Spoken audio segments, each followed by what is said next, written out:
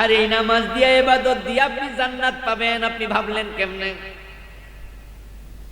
জান্নাত আপনি চান, আল্লাহর কাছে বারবার বলেন, আল্লাহ আমি জান্নাত চাই, আমার জান্নাতটা দাও। বারবার চাইলে তিনি যদি খুশি হইয়া বলে যা যা, এতবার যেহেতু চাইলে আমি দিয়া দিলাম, তাহলে আপনার উপর তার করুণা হলো। আর মানুষ শুধু আল্লাহর রহমতের কারণে জান্নাত পাবে। খোর্দ পশ্চিম পাড়া যুব সমাজ কর্তৃক আয়োজিত আজকের এই চমৎকার 17তম বার্ষিক তাফসীরুল কোরআন মাহফিলের মুআজ্জাজ মুকাররম সম্মানিত সভাপতি, খোর্দ বহুমুখী প্রাথমিক বিদ্যালয়ের সম্মানিত প্রাক্তন শিক্ষক মহতারাম মাস্টার জি.এম. আমিনুল ইসলাম সাহেব, আজকের মাহফিলের সম্মানিত প্রধান অতিথি, তালা কলরোয়া সংসদীয় আসনের মাননীয় সংসদ সদস্য জননেতা জনাব ফিরোজ আহমদ স্বপন সাহেব, আমার পূর্বে কোরআন এবং সুন্নাহ থেকে অত্যন্ত চমৎকারভাবে আলোচনা উপস্থাপন করেছেন বিশিষ্ট মুফাসসির কোরআন মহতারাম মৌলানা রায়হান কবির সাহেব, কারি মৌলানা রজব আলী সাহেব সহ অন্যান্য সম্মানিত আলোচকবৃন্দ, কলরোয়া থানার সম্মানিত অফিসার ইনচার্জ মহতারাম জনাব রফিকুল ইসলাম সাহেব, মহতারাম চেয়ারম্যান গাজী মাহবুবুর রহমান মফেজ সাহেব সহ অন্যান্য সম্মানিত অতিথিবৃন্দ, উপস্থিত হযরত উলামায়ে কেরাম, ইসলাম প্রিয় তাওহীদি জনতা, পর্দার অন্তরালের সতী সাধবী, সম্মানিত মা ও বোনেরা, প্রিয় দিনী ভাইয়েরা, আপনারা কেমন আছেন? মাশাআল্লাহ, আলহামদুলিল্লাহ, আমিও ভালো আছি। আল্লাহ তাআলা আমাদের সকলকে ভালো রাখুন, সুস্থ রাখুন। যতদিন তিনি আমাদের বাঁচিয়ে রাখবেন, আমাদের সকলকে ঈমানের সাথে রাখুন, বলুন আমিন। আল্লাহ তাআলার পবিত্র দরবারে লাখো কোটি শুকরিয়া জ্ঞাপন করছে, যে মহান মনিব অত্যন্ত মেহেরবানি করে কোরআনের আহ্বানে, কোরআনের এই ময়দানে আমাদের সকলকে হাজির হওয়ার তৌফিক দিলেন, যিনি আমাদেরকে সুস্থ রাখলেন, পবিত্র কোরআনের কথা বলার মতো, শোনার মতো কোরআন মুখী হৃদয় দিলেন। এই সব নেয়ামতের মালিক কে? সেজন্য আমরা আলোচনা শুরুতে মন প্রাণ উজাড় করে অন্তরের সবটুকুন শ্রদ্ধা এবং ভালোবাসা দিয়ে আমাদের মনিব আল্লাহ তাআলাকে শুকরিয়া জানাই, কৃতজ্ঞতা জানাই। সবাই মিলে জোরে জোরে একবার কালিমাতু শুকর পড়ি, আলহামদুলিল্লাহ। দরুদ ও সালাম বিশ্বনবী সাইয়্যিদুল মুরসালিন, ইমামুনা কুদওয়াতুনা হাবিবুনা উসওয়াতুনা সনদুনা তাবিবু কুলুবিনা মুহাম্মাদুর রাসূলুল্লাহ সাল্লাল্লাহু আলাইহি ওয়াসাল্লামের প্রতি, সাহাবায়ে কেরাম ও শুহাদায়ে জামের আলা ইল্লিয়িন আল্লাহ তাআলার কাছে কামনা করছি, সবাই বলুন আমিন। প্রিয় দিনী ভাইয়েরা, আমি আপনাদের সম্মুখে পবিত্র কোরআন মাজিদ থেকে সূরাতুল কাহফের 107 এবং 108 দুটি আয়াতে কারিমা তিলাওয়াত করেছি। প্রিয় নবী সাল্লাল্লাহু আলাইহি ওয়াসাল্লামের পবিত্র মুখ অনুসৃত একখানা ছোট্ট হাদিসে নববী পাঠ করেছি। আল্লাহ তাআলা তৌফিক দান করলে এখান থেকে কিছু কথা বলবো ইনশাআল্লাহ। সূরাতুল কাহফের 107 নম্বর আয়াতে কারিমাতে আল্লাহ তাআলা বলছেন, ইন্নাল্লাযীনা আমানু, নিশ্চয় যারা ঈমান এনেছে, ওয়া আমিলুস সালিহাত, এবং নেক আমল করেছে, কানাত লাহুম জান্নাতুল ফিরদাউসি নুজুলা, তাদের অভ্যর্থনার জন্য, বসবাসের জন্য জান্নাতুল ফিরদাউস প্রস্তুত করা আছে। আল্লাহ যে জান্নাত বানালেন, জান্নাতের সংখ্যা হলো মোট 8টি। জান্নাতের প্রবেশের দরজা 8টি, জান্নাতের স্তর 8টি। তার মাঝে সবচেয়ে বড় জান্নাতের নাম জান্নাতুল ফিরদাউস। সূরা কাহফের 107 নম্বর আয়াতে বলেন, যারা ঈমান আনবে এবং নেক আমল করবে তাদের জন্য সবচেয়ে বড় জান্নাত ফিরদাউস প্রস্তুত রাখা আছে। আমরা সবাই তো জান্নাতে যেতে চাই, চাই কি না? চাইতে হবে, চাওয়া লাগবে, প্রার্থনা করা লাগবে। কিছু মানুষ আছে অবুঝ, তারা বলে আমি জান্নাতও চাই না, জাহান্নামও চাই না। একটি ইসলামী সঙ্গীত আছে, চাই না জান্নাত, চাই না জাহান্নাম। এ গান বাংলাদেশের একজন বিখ্যাত গায়ক গেয়েছেন। আমি তাকে একদিন বলেছি যে গানটা ভবিষ্যতে আর গাইবেন না, এটা কোরআন এবং হাদিসের পুরা উল্টা। প্রিয় নবী মুহাম্মদ সাল্লাল্লাহু আলাইহি ওয়াসাল্লাম আল্লাহর কাছে জান্নাত চেয়েছেন এমন অসংখ্য হাদিস আছে। জাহান্নাম থেকে রাসূল নিজে ফানা চাইতেন এমন অসংখ্য হাদিস আছে। আমরা সকাল সন্ধ্যায় অনেকেই একটা দোয়া পড়ি, আল্লাহুম্মা আজিরনা মিনান নার। বাংলা অর্থ হলো, আল্লাহ আমাদেরকে জাহান্নাম থেকে তুমি ফানা দাও। তো জাহান্নাম থেকে ফানা চাওয়ার জন্য রাসূল নিজে বলেছেন, তিনি জান্নাত নিজে চাইতেন। আর আপনি বলছেন কি চাই না জান্নাত, চাই না জাহান্নাম, কি হলো এটা? বলো হুজুর, রাবেয়া বসরি নাকি কইছিল যে আল্লাহ আমার জান্নাত জাহান্নাম কিছু লাগবে না, আমি তোমারে চাই। তা আমি বললাম যে রাবেয়া বসরি কি নবী, সাহাবী? তো উনি কি বলছে সেটাকে দলিল বানায় আপনি কথা বলবেন, যে কথা সরাসরি কোরআনের সাথে কন্ট্রাডিকশন তৈরি করে, হাদিসের সাথে সংঘর্ষ তৈরি করে। কোরআন এবং হাদিসের সাথে সংঘর্ষ তৈরি করলে কারো কথাই মানা যাবে না। قال النبي صلى الله عليه وسلم من سأل الله الجنة 3 مرات قالت الجنة اللهم ادخله الجنة ومن استعاذ من النار 3 مرات قالت النار اللهم أجره من النار। প্রিয় নবীজি সাল্লাল্লাহু আলাইহি ওয়াসাল্লাম বলেন, আল্লাহর কোন বান্দা যদি আল্লাহ তাআলার কাছে 3 বার জান্নাত চায়, আল্লাহ তাআলা মেসেজটা জান্নাতের কানে পৌঁছিয়ে দেন এবং জান্নাতকে কথা বলার মতো সামর্থ্য আল্লাহ দান করেন। ওয়াকালাতিল জান্নাতু আল্লাহুম্মা আদখিলহুল জান্নাহ, তখন জান্নাত আপনার পক্ষে সুপারিশ করে বলে, সে আমাকে চায়, আমি জান্নাতও বলি, আল্লাহ তুমি তাকে জান্নাতে দিয়ে দাও। ওমান ইস্তাআযা মিনান নারি 3 মাররাত,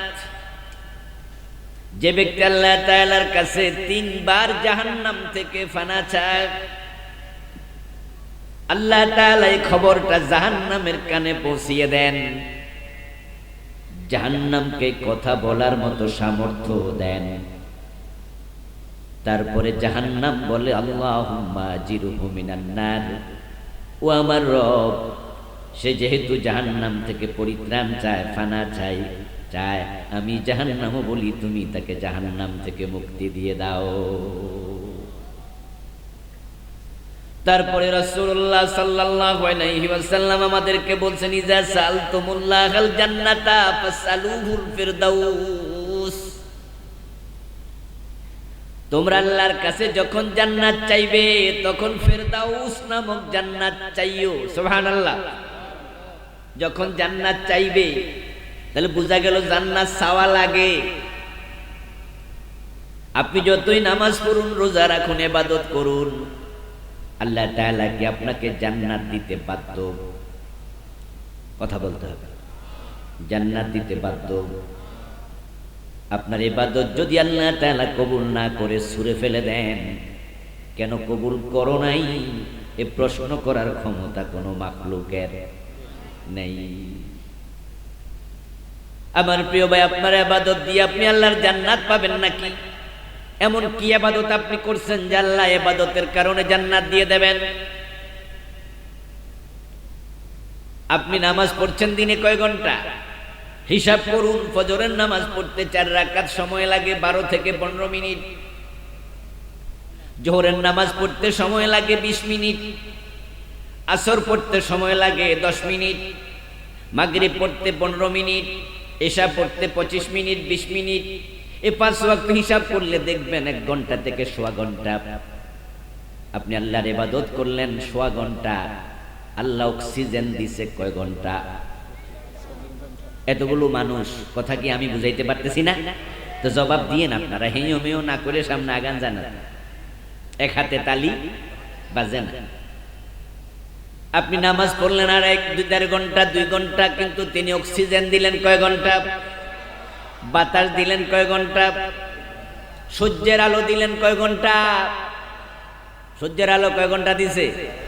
12 ঘন্টা। ভুল বললেন, 24 ঘন্টা। সূর্য দেখা যায় না। বাংলাদেশের সীমানায় এখন নাই, কিন্তু সৌদি আরবের সীমানায় গেলে সূর্য পাওয়া যাবে, অথবা তারপরে গেলে। সূর্য পৃথিবী থেকে পলাইয়া যায় নাই, 24 ঘন্টা তাপ দিচ্ছে, হয়তো আপনি দেখেন না। সূর্য যদি পৃথিবীকে তাপ শূন্য 1 মিনিট রাখতো, তামাম দুনিয়া বরফে আচ্ছাদিত হয়ে যেত। সূর্যের তাপ 24 ঘন্টা, বাতাস 24 ঘন্টা, অক্সিজেন 24 ঘন্টা। এইভাবে আপনার যে হার্টবিট আছে, আপনি ঘুমায়া থাকেন, কিন্তু আপনার হার্টবিট কি ঘুমায়া থাকে না চলে? ওটা 24 ঘন্টার মাঝে কয় ঘন্টা চলে? নিঃশ্বাস কয় ঘন্টা চলে? এই সব নিয়ামতের মালিক কে? তো আল্লাহ যদি কিয়ামতের দিন বলে, ও বান্দা তুই ইবাদত করছ, তার আমি নিয়ামত দিছি, ইবাদত আর নিয়ামত কাটাকাটি, তাহলে জান্নাত পাইবি কেন?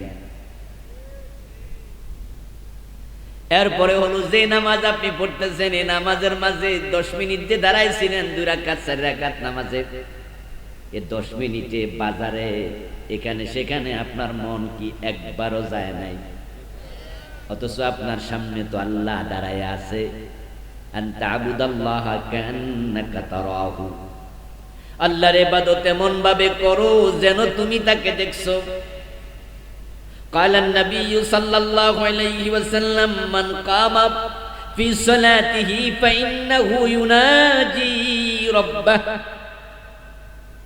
প্রিয় নবীজি বলছেন, ব্যক্তি যখন নামাজে দাঁড়ায় সে তার রবের সাথে কথা বলে।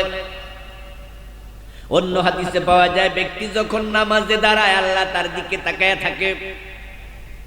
তো আপনি নামাজে খাড়াইলেন, আল্লাহ আপনার দিকে তাকায়া আছে, আল্লাহ আপনার সামনে, আল্লাহ আপনাকে দেখতেছে, আপনার মন চলে গেছে বাজারে। এমন নামাজ আল্লাহ কেন নেবে? যে নামাজে মাঝে একাগ্রতা নাই, খুশু নাই, খুদু নাই।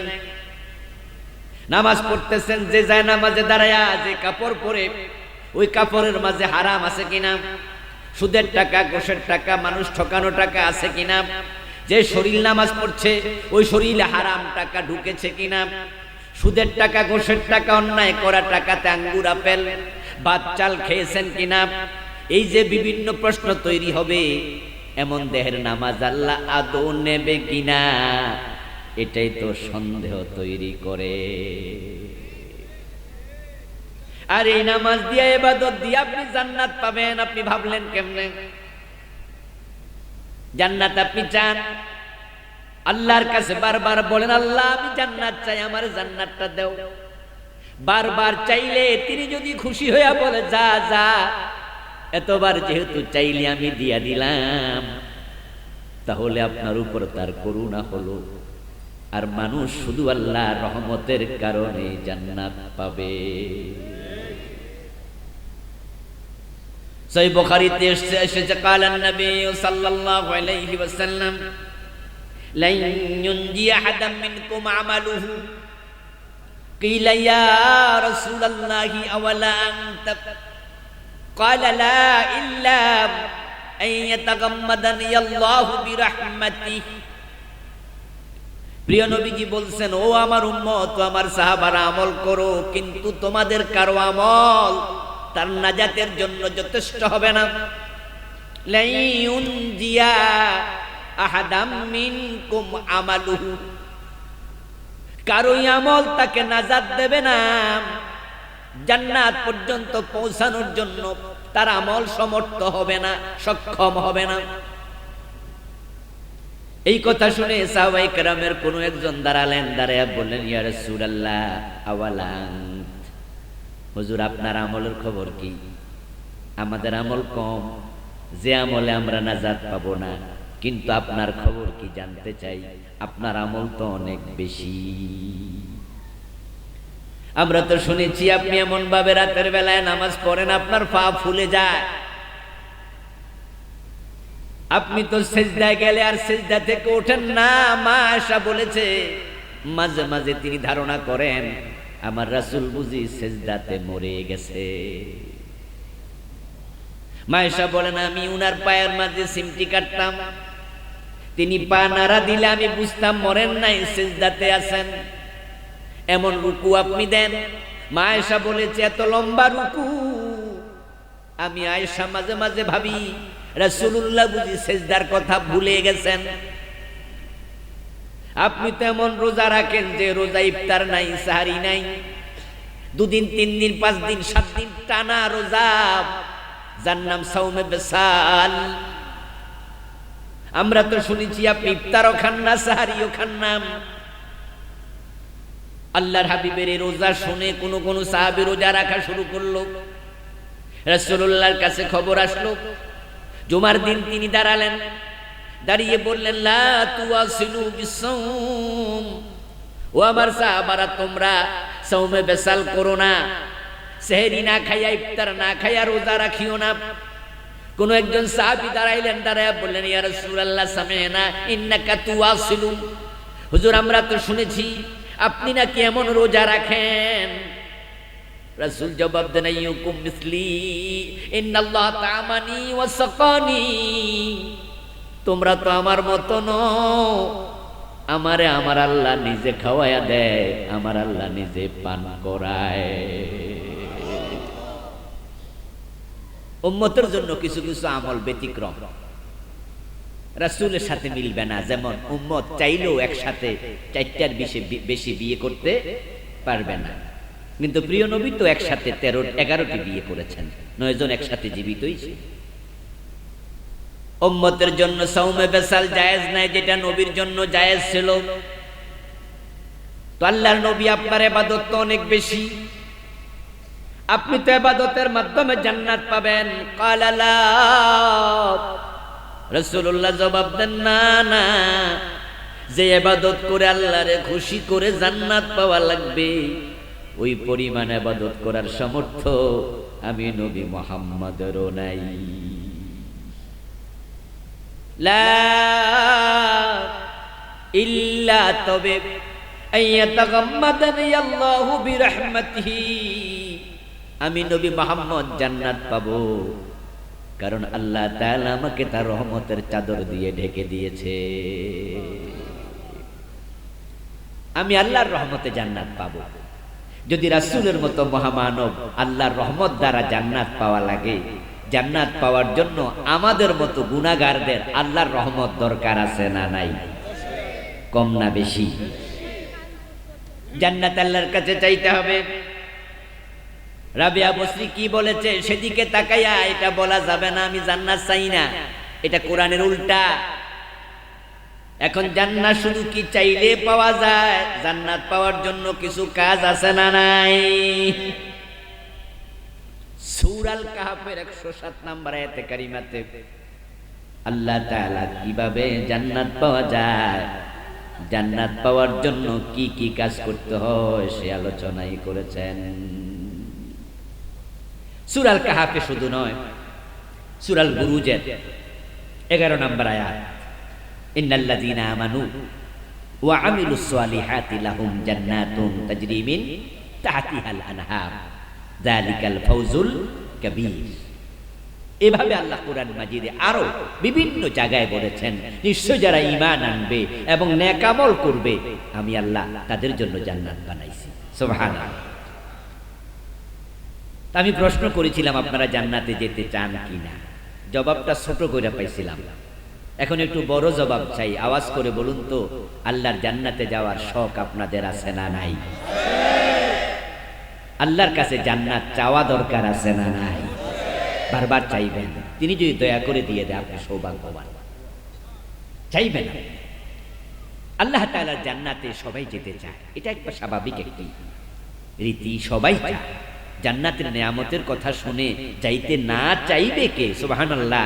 এমন এক জান্নাত আল্লাহ বানাইছেন, মা লা আইনুন রাআত, যা কোনো চোখ কোনোদিন দেখেনি, ওয়ালা উযুনুন সামিআত, কেমন হবে কোনো কান কোনোদিন শোনেনি, ওয়ালা খাতারা আলা কলবি বাশার, সে জান্নাত কেমন হবে কোনো মানুষের অন্তর কল্পনাও করতে পারেনি। জান্নাত এতটাই উচ্চ মানের হবে যে মানুষের কল্পনা যেখানে শেষ, জান্নাতের নিয়ামত সেখান থেকে হবে শুরু। এই জান্নাতে আমরা যেতে চাই, তাই তো আমরা মসজিদে ফজরের টাইমে শীতের মাঝেও চলে যাই। জান্নাতে আমরা যেতে চাই, তাই তো আমরা চৈত্র মাসেও রিক্সা চালাইয়া দিন মজুরি করে কৃষি কাজ করেও রোজা রাখি। এমন রোজাওয়ালা 2-4 জন আছে না নাই? জান্নাতে আমরা যেতে চাই, তাই তো মুজাহিদরা তলোয়ার হাতে নিয়ে যুদ্ধের মাঠে ঝাঁপিয়ে পড়ে।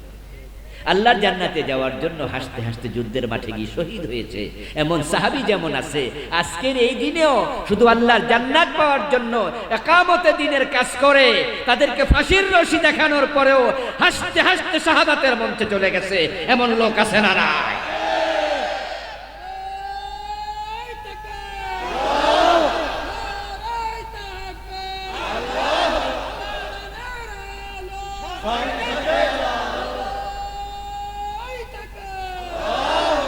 আমার প্রিয় ভাইরা, জান্নাতে আমরা যেতে চাই, এ নিয়ে আমাদের কারোর দ্বিমত নেই, কিন্তু ভুলে গেলে চলবে না, মাগনা জান্নাত পাওয়া যায় না, শর্ত আছে।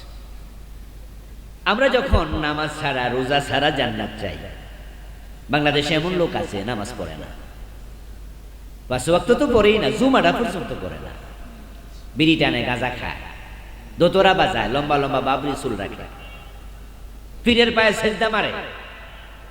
ওই লোককে আপনি জিজ্ঞাসা করবেন, এই তুমি কি জান্নাতে যাবা না? দেখবেন যে মুস্কি হাসি দিয়ে বলবে, কি যে বলেন, এটা তো অনেক আগে কনফার্ম করে রাখছে। কিভাবে? তোমাকে তো মসজিদেই দেখি না।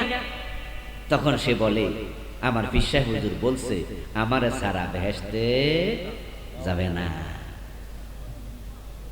আমার ভাইয়ারা, পীর বেহেশতে নেবে এমন আশায় পড়ে আছে, আল্লাহকে সেজদা না করে পীরের পায়ে সেজদা দিচ্ছে, কাদের মাঝে দোতরা ঝুলাইয়া গান গাচ্ছে। আছেন আমার মুক্তার, আছেন আমার ব্যারিস্টার, শেষ বিচারের হাই